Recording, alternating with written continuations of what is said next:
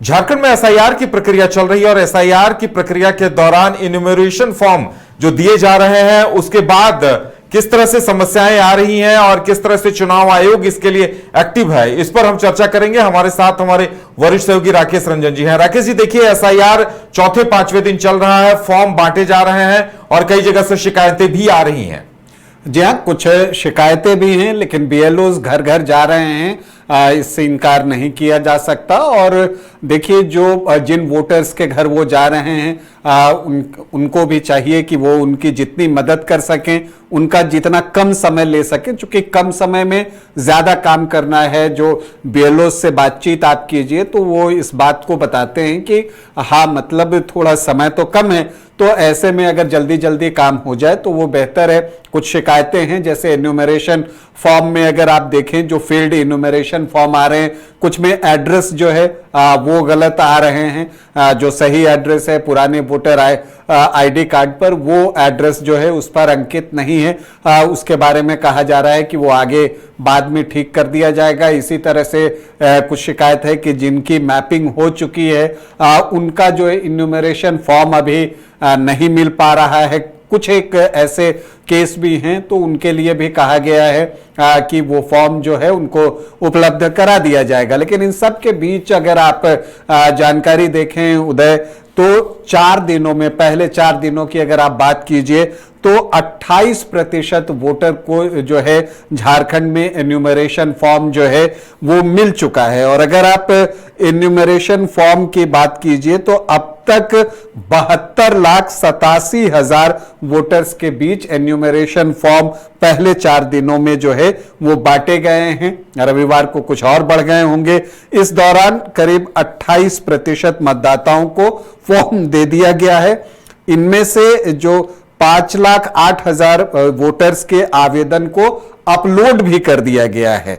तो ये एक चीज दिखती है, लेकिन किस जिले में कितना इन्यूमरेशन फॉर्म बांटा गया है, अगर आप उसकी बात कीजिए तो इसमें पश्चिम सिंहभूम जो है वो पहले स्थान पर है। वहां 53.1% एन्यूमरेशन फॉर्म जो है वो बांट दिए गए हैं, जबकि रांची में 15.58% एन्यूमरेशन फॉर्म पहले 4 दिनों में बटे, जो कि अगर आप देखें 24 जिलों में सबसे कम है। और इन सारी चीजों के बीच अगर आप देखें तो जिला निर्वाचन पदाधिकारी मंजूनाथ भजंत्री ने सभी बीएलओज को कहा है कि आप हर दिन सुबह 6 बजे से घर घर जाकर फॉर्म बांटें और कोशिश करें कि उसी समय जो है फॉर्म भरने के बाद एक जो प्रति आपको लेनी है वो प्रति आप ले लें, और सेकंड हाफ में डिजिटलाइजेशन का जो काम होता है उसको करें। उन्होंने बिल्कुल एक हिदायत भी दी है कि किसी भी तरह की कोताही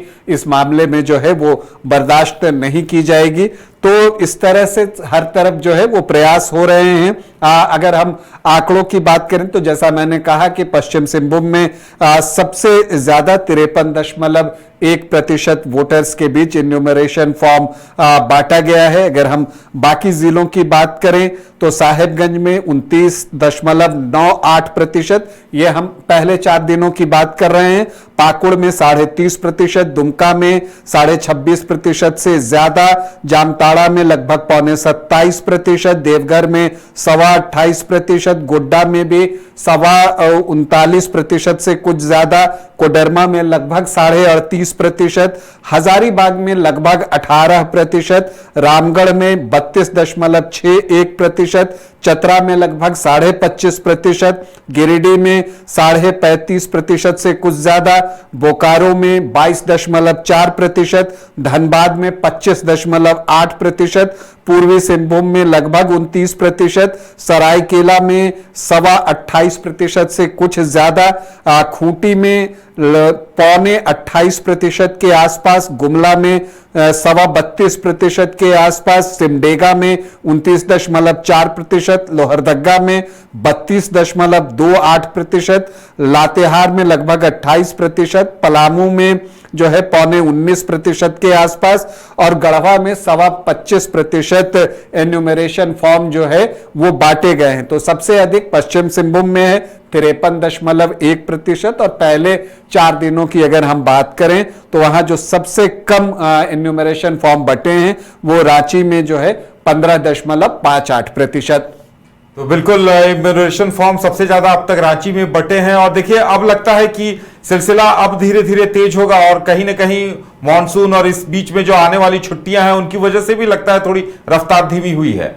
देखिए, मॉनसून की वजह से थोड़ी परेशानी आ सकती है, क्योंकि वैसे समय में बीएलओस के लिए निकलना भी आसान नहीं होता। लेके निकलना जी हाँ, बिल्कुल। तो उनकी भी परेशानी समझी जा सकती है, लेकिन ये एक समयावधि में किया जाने वाला कार्य है, और इसीलिए जो है मैं आम वोटर से भी ये अपील करता हूं कि जब बीएलओस आपके यहाँ आए तो आप कोशिश करें कि जल्दी से जो काम है उसको निपटाया जाए, और फिर ताकि वो दूसरे घरों में, ज्यादा से ज्यादा घरों में जो है वो पहुंच सके।